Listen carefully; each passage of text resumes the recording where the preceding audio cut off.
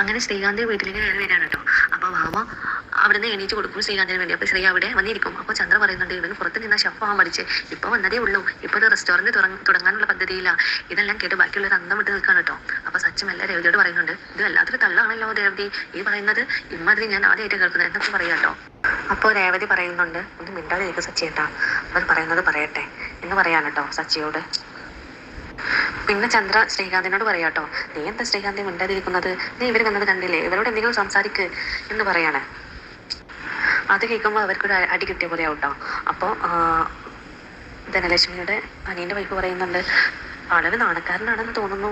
അപ്പോൾ ഭാവ പറയാണ് കേട്ടോ, അതെ, ആള് ഭയങ്കര നാണക്കാരനാണ്, പെണ്ണുങ്ങളെ കണ്ടാൽ പത്തണി മാറി നിൽക്കും, അങ്ങനെയാണ് അവനെന്ന് പറയാട്ടോ. അപ്പോൾ പിന്നെ ചന്ദ്ര പറയുന്നുണ്ട് രേവതിയോട്, രേവതി നീ പോയി ചായ എടുക്ക്. എന്നിട്ട് ഭാമയോട് പറയുന്നുണ്ട്, നീയും പോയി അവളെ സഹായിക്കുക എന്ന് പറയുന്നുണ്ട് കേട്ടോ ചന്ദ്ര. അപ്പോൾ ഭാമ പറയുന്നുണ്ട്, അതിൻ്റെ ആവശ്യമൊന്നുമില്ല, അത് രേവതി മാനേജ് ചെയ്തോളും, അവൾക്കെല്ലാം അറിയാമല്ലോ എന്ന രീതി സംസാരിക്കുകയാണ്. അങ്ങനെ രേവതി ചായയും പലഹാരവുമായിട്ട് വരികയാണ് കേട്ടോ.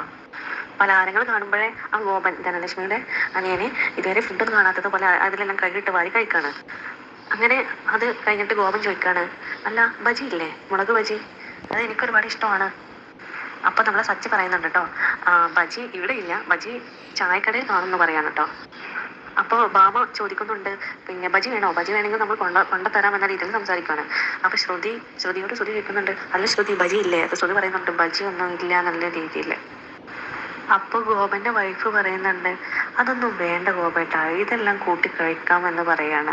അപ്പോൾ അവൻ പറയുന്നുണ്ട്, എന്നാൽ അങ്ങനെ ആവാം, ഇതൊക്കെ കൂട്ടി കഴിക്കാം എന്ന രീതിയിൽ പറയും. അങ്ങനെ എല്ലാവരും ചായയൊക്കെ കുടിച്ച് അങ്ങോട്ടും ഇങ്ങോട്ടും സംസാരിച്ചു കൊണ്ടിരിക്കുവാണ് കേട്ടോ. അപ്പോൾ അങ്ങനെ ചന്ദ്രയോട് ധനലക്ഷ്മി ചോദിക്കാണ്, ഇതാണല്ലേ നിന്റെ രണ്ടാമത്തെ മരുമകൾ, പിന്നെ അവർക്ക് എന്തോ അമ്പലത്തിന്റെ അവിടെ പൂക്കച്ചവടം അങ്ങനെ എന്തോ ആണെന്ന് ആരോ പറഞ്ഞത് കേട്ടല്ലോ ഞാൻ എന്ന് രേവതിയെ നോക്കി ചോദിക്കാണ്. അപ്പോൾ ചന്ദ്ര പറയാണ്, അവൾക്ക് പൂക്കച്ചവടമാണ്, പക്ഷേ നീ ഉദ്ദേശിച്ച പോലെയുള്ള പൂക്കച്ചവടമൊന്നും അല്ല എന്ന് പറയാണ്. തമിഴ്നാട്ടിൽ നിന്ന് ഹോൾസെയിലായിട്ടാണ് പൂവ് കൊണ്ടുവരുന്നത്, വലിയൊരു ഫ്ലവർ ഷോപ്പാണ് അവൾക്കുള്ളത് എന്നൊക്കെ പറഞ്ഞ് തള്ളി മറിക്കാണ് കേട്ടോ ധനലക്ഷ്മിയോട്. ഇതെല്ലാം പറഞ്ഞിരിക്കുന്ന സമയത്താണ് ശ്രീകാന്തിന്റെ അച്ഛൻ അങ്ങോട്ട് കയറി വരുന്നത്. അതിനു മുന്നേ ധനലക്ഷ്മി ചന്ദ്രയോട് പറയുന്നുണ്ട്, പണ്ടേ നിന്നെ കാണാൻ ഒരു ശ്രീദേവിയെ പോലെയാണല്ലോ, നീ പറയാറില്ല നിന്റെ ഹസ്ബൻഡ് അമിതാഭ് ബച്ചനെ പോലെയാണ് എന്ന്, അതുപോലെ ഹൈറ്റും അതുപോലെ ഭംഗിയും അതുപോലെ ഹെയർ സ്റ്റൈലും ഒക്കെ ഉള്ള ഒരാളെയാണ് നീ കിട്ടുന്നത് എന്നൊക്കെ നീ പറഞ്ഞിരുന്നില്ലേ, നിന്റെ ഹസ്ബൻഡിനെ എനിക്കൊന്ന് കാണണമെന്നുണ്ടായിരുന്നു എന്നൊക്കെ പറയാണ് കേട്ടോ. അങ്ങനെ പറഞ്ഞുകൊണ്ടിരിക്കുമ്പോഴാണ് ശ്രീകാന്തിന്റെ അച്ഛൻ അങ്ങോട്ട് കയറി വരുന്നത്. അച്ഛൻ കയറി വരുന്ന സമയത്ത് എല്ലാവർക്കും ചിരി വരുന്നുണ്ട് കേട്ടോ. കാരണം ധനലക്ഷ്മിയോട് എന്തെല്ലോ തള്ളുകളൊക്കെ പറഞ്ഞിരിക്കുമല്ലേ ചന്ദ്ര, അതൊക്കെ ആലോചിച്ചിട്ടാണ് ബാക്കിയുള്ളവർ ചിരിക്കുന്നത്. അങ്ങനെ ധനലക്ഷ്മിയും ഫാമിലിയും രവീന്ദ്രനെ കാണുമ്പോൾ ആകെ അന്തം വിട്ടു പോവാണ് കേട്ടോ. കാരണം ചന്ദ്ര പറഞ്ഞതുപോലെയുള്ള ഹസ്ബൻഡേ അല്ല ചന്ദ്രക്ക് കിട്ടിയത്. അപ്പോൾ ധനലക്ഷ്മി ചോദിക്കും, ഇതാണ് നിന്റെ ഹസ്ബൻഡ്? അപ്പോൾ ചന്ദ്ര പറയും, അതെ, പക്ഷേ ആദ്യം ആള് ഭയങ്കര സുന്ദരനായിരുന്നു, ഒരുപാട് മുടികളൊക്കെ ഉണ്ടായിരുന്നു, പിന്നെ ഇവിടെ അടുത്താണ് അവർ റിട്ടയർഡ് ആയത്, അപ്പം അതുവരേക്കും കഷ്ടപ്പെട്ട് ജോലി ചെയ്തതിൻ്റെ ഭാഗമായിട്ട് ആയതാ ഇങ്ങനെയല്ല, എന്നും ബസ്സിൽ യാത്ര ചെയ്യുന്നത് കൊണ്ട് തന്നെ മുടിയൊക്കെ ആകെ ഇല്ലാതായിപ്പോയി, ആദ്യം ഒരുപാട് മുടിയൊക്കെ ഉണ്ടായിരുന്ന ആളാ, അങ്ങനെ ഓരോന്ന് പറഞ്ഞ് ഒപ്പിക്കുകയാണ് കേട്ടോ. പിന്നെ ചന്ദ്ര പറയുന്നുണ്ട്, ഏട്ടന് ആദ്യം ഒരുപാട് സിക്സ് പാക്ക് ഒക്കെ ഉണ്ടായിരുന്ന ആളാ, പിന്നെ ഇപ്പോൾ ഇങ്ങനെ അധ്വാനിച്ച് അതെല്ലാം ഇല്ലാതായി പോയതാ. അപ്പോൾ സച്ചി പറയുന്നുണ്ട്, എനിക്ക് അച്ഛന് സിക്സ് പാക്ക് ഉള്ളതായിട്ടൊന്നും ഓർമ്മയില്ല അല്ലേ എന്ന് ചോദിക്കുന്നുണ്ട് രേവതിയോട്. അങ്ങനെ ഇതെല്ലാം കേട്ട് ധനലക്ഷ്മി ആകെ അന്തം വിട്ട് നോക്കിയിരിക്കുകയാണ്. അതേസമയം നമ്മുടെ സച്ചി പറയുന്നുണ്ട്, ഇവർ പറഞ്ഞതൊക്കെ പച്ച കള്ളമാണ് അച്ഛാ, അതെ, ഈ അമ്മ എന്തൊക്കെ കള്ളാന്നറിയും ഇവരോടൊക്കെ പറഞ്ഞത്, ഞാനെന്തോ ഓപ്പറേറ്ററാണ് എന്നൊക്കെ പറയുന്നുണ്ട്, അതെന്താണെന്ന് പോലും എനിക്കറിയില്ല. അപ്പോൾ ചന്ദ്ര പറയുന്നുണ്ട്, ഒന്നും മിണ്ടാതിരിയടാ. അപ്പോൾ ഭാമയും പറയുന്നുണ്ട്, ഒന്നും മിണ്ടാതിരിയടാ, അവർ കല്യാണക്കാരൻ സംസാരിക്കാനല്ലേ വന്നത്. അപ്പോൾ സച്ചി പറയുന്നുണ്ട്, ഇതും കല്യാണക്കാരൻ തന്നെയാണ്. അങ്ങനെ സച്ചി പറയുന്നുണ്ട്, ഈ അമ്മ പറഞ്ഞത് കേട്ടോ അച്ഛാ, ഞാൻ ഏതോ വലിയ കാർ ഓപ്പറേറ്റർ ആണെന്നൊക്കെയാണ് പറയുന്നത്, എനിക്ക് ആ വേർഡ് എന്താണെന്ന് പോലും അറിയില്ല. അതുപോലെ സുധിയെ ചൂണ്ടിക്കാണിച്ച് പറയുന്നുണ്ട്, ഇവൻ ഏതോ വലിയ ലക്ഷറി കാറിന്റെ പാർട്ണറാണെന്ന് പറയുന്നു, പക്ഷേ അവൻ ഒരു കാർ ഷോപ്പിലെ സെയിൽസ്മാൻ ആയിട്ടല്ല വർക്ക് ചെയ്യുന്നത്, അങ്ങനെ പറയാണ് കേട്ടോ. പിന്നെ അതുപോലെ പിന്നീട് പറയുന്നുണ്ട്, ശ്രീകാന്ത് എവിടോ പുറത്തുനിന്നാണ് ഷെഫ് ആവാൻ പഠിച്ചത് എന്നൊക്കെ. ഇതെല്ലാം ഇവർ പറഞ്ഞത് പച്ച കള്ളമാണ്. ഇതെല്ലാം കേട്ട് ധനലക്ഷ്മി ആകെ അന്തം വിട്ട് നിൽക്കുകയാണ് കേട്ടോ. സച്ചി പറഞ്ഞ എല്ലാ കാര്യങ്ങളും കേട്ട് ധനലക്ഷ്മി ആകെ അന്തം വിട്ട് നിൽക്കുകയാണ്. പിന്നെ സച്ചി പറയുന്നുണ്ട്, പിന്നെ അമ്മ പറയാണ് ഇവൾക്ക് ഏതോ ഹോൾസെയിൽ പൂക്കച്ചവടമാണ് എന്ന്. അങ്ങനെ വലിയ പൂക്കച്ചവടമൊന്നും അല്ല കേട്ടോ, ഇവൾക്ക് ഒരു ചെറിയൊരു വീടാണ്, പിന്നെ അതിലെ കാര്യങ്ങളെല്ലാം നടന്നു പോകുന്നത് അമ്പലത്തിന് മുമ്പിലുള്ള ചെറിയൊരു പൂക്കടയിൽ നിന്നാണ്, അങ്ങനെ പറയാണ് കേട്ടോ സച്ചി. അപ്പോൾ രവീന്ദ്രൻ പറയാണ്, നേരാ, എൻ്റെ വീട്ടിലേക്ക് ആദ്യമായി കയറി വന്ന മരുമകളാണ് എൻ്റെ രേവതി. അവൾ ഉണ്ടായത് വളരെ ഭാഗ്യമാണ് ഞങ്ങൾക്കും ഞങ്ങളുടെ കുടുംബത്തിനും. അവളൊരു മഹാലക്ഷ്മി പോലെ തന്നെയാണ് ഞങ്ങൾക്ക് എന്ന് പറയാണ് കേട്ടോ. അപ്പോൾ ചന്ദ്ര ധനലക്ഷ്മിയോട് പറയുന്നുണ്ട്, എന്ത് ചെയ്യാനാ, അങ്ങനെ ഒരു പറ്റിപ്പോയി. ഇങ്ങനെ ഒരു ഡ്രൈവർ ആയിരുന്നല്ലോ. അപ്പോൾ ഒരാളെ വണ്ടി ഇടിച്ചു, അങ്ങനെ അവർ മരിച്ചു. അവരുടെ മകളാണ് ഈ രേവതി എന്ന് പറയാണ് കേട്ടോ. അപ്പോൾ ധനലക്ഷ്മി പറയുന്നുണ്ട്, ഓ അത് ശരി, അപ്പം അങ്ങനെയാണല്ലേ ഈ കൊച്ചിനെ ഇങ്ങോട്ട് കൊണ്ടുവന്നത് എന്ന് ധനലക്ഷ്മി പറയാണ്. ഇതെല്ലാം കേട്ടിട്ട് നമ്മൾ സച്ചിക്ക് ആകെ ഭ്രാന്ത് പിടിച്ച് നിൽക്കാം കേട്ടോ. അവർക്ക് എന്തൊക്കെയോ പറയണമെന്നുണ്ട്, പക്ഷെ മിണ്ടാതിരിക്കാണ്. അപ്പോൾ സച്ചി പറയുന്നുണ്ട് കേട്ടോ, നിങ്ങളെന്താ പകുതി കഥ പറഞ്ഞ് നിർത്തിയേ, എല്ലാ കഥയും കൂടെ പറ എന്നത് സച്ചിനെ പറയാണ്. സുധിയെ ചൂണ്ടിക്കാണിച്ചിട്ട്, ഇവൻ കാരണം അങ്ങനെ എനിക്ക് സംഭവിച്ചത്. ഇവൻ മഹാ തട്ടിപ്പുകാരനാണ്. ഇവന്റെ ജോലി എന്ന് പറഞ്ഞാൽ എവിടെ ക്യാഷ് വെച്ചാലും അത് അടിച്ചു മാറ്റുക എന്നുള്ളതാണ്. ഇവൻ അന്ന് പണ്ടവും ക്യാഷും എല്ലാം അടിച്ചു മാറ്റി പോയത് കാരണമാണ് എനിക്ക് രേവതി കെട്ടേണ്ടി വന്നത് എന്ന് സച്ചി പറയാണ് കേട്ടോ. ഇതെല്ലാം കേട്ട് ശ്രുതിയും ആകെ നാണിച്ചിരിക്കുകയാണ് കേട്ടോ. എന്തൊക്കെയാ ഈ സച്ചി പറയുന്നത് എന്ന രീതിയിൽ, ഇവരോട് ഇതൊക്കെ പറയേണ്ട ആവശ്യമുണ്ടോ എന്ന രീതിയിലൊക്കെ ഇങ്ങനെ നിൽക്കുകയാണ്.